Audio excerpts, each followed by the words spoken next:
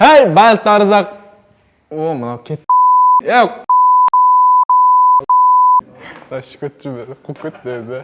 Одындашы видео түсіріп қумаңдар, ішпеңдер. Андай, өзің, типа, нормально өз жүрін деген сияқты не болады да.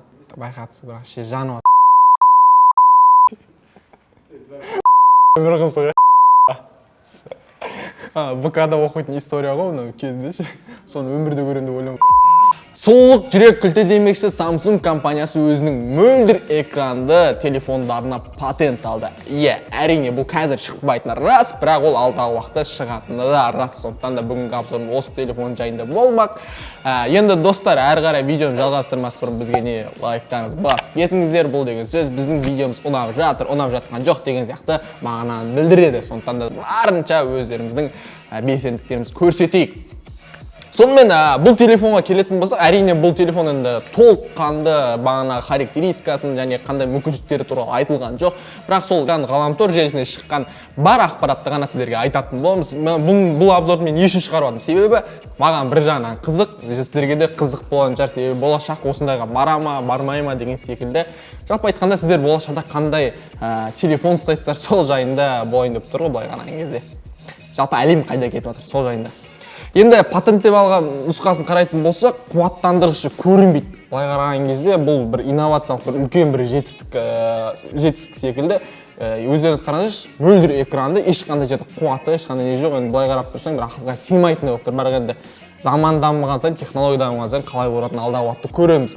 Жалпы қазақ айтады өзі, жақсыны көрмек үшін, сұлуды сүймек үшін деп, бұл телефон енді бүкіл адамзат енді асыға күтетін шығар. Егер дәл осындай суреттегідей болып шығатын болса, онда бүкіл адамзаттың арманы болады деп ойлаймын. Бірақ айта кететін жайт, бұл технология осыдан 10 жыл бұрын Sony компаниясы өзінің Sony Ericsson Xperia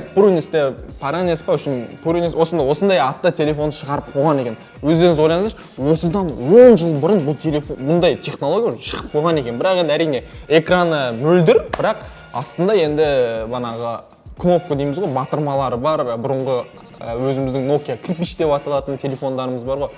Сол сияқты форматта шығарған екен. Былай қарағанда бұл технологияда бір жаңалық емес сияқты.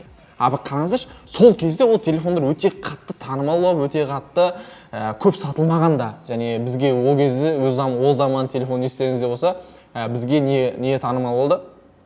Бағана Nokia кірпіш деген танымал болды. Ал ол танымал болмады. Яғни ол кезде ондай телефон сұраныс болмады. Былай қарап тұрған кезде ақымақтыға енді қалай былай қарайтын болсақ, енді осы жылы енді алдағы уақытта енді осындай телефондар енді танымал болды деп ойлаймын. Енді барлық адамдар мынандай экранды телефондарға, смартфондарға үйренді. Енді сондықтан да сондай болашағын сондай телефондарға баратын секілді.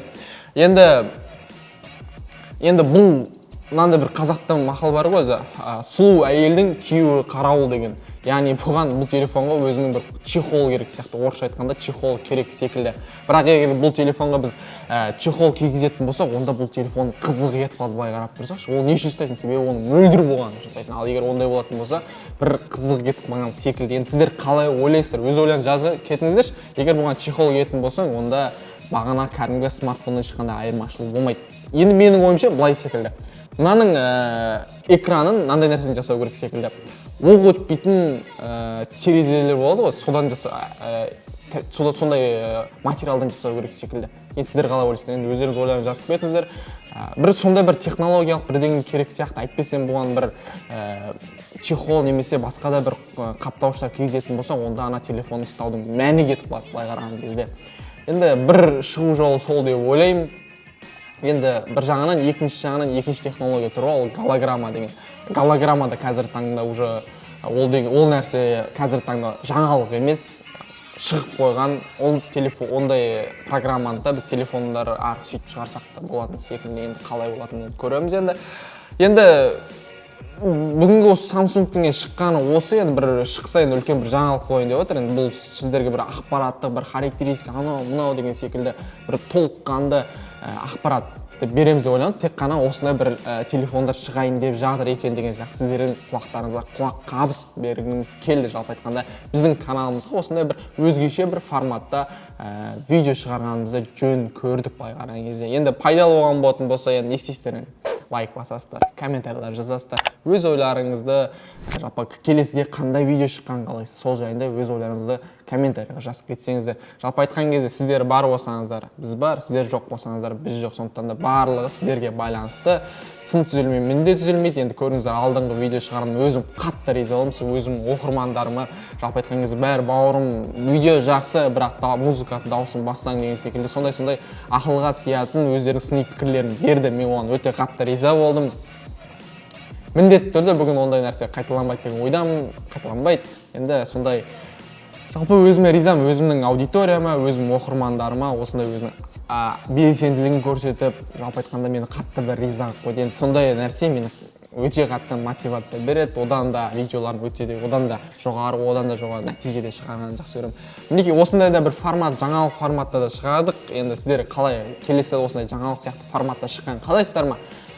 Мұнты комментарий жазып кетіңіздер. Мінекей достар, аяқталды. Келесі кездескенше қош сау болыңыздар. Сіздермен болған мен Сапар. Арнайы сіздер үшін рахмет. Келесі кездескенше қош сау болыңыздар. Давайте, бір кетті, екіншісі.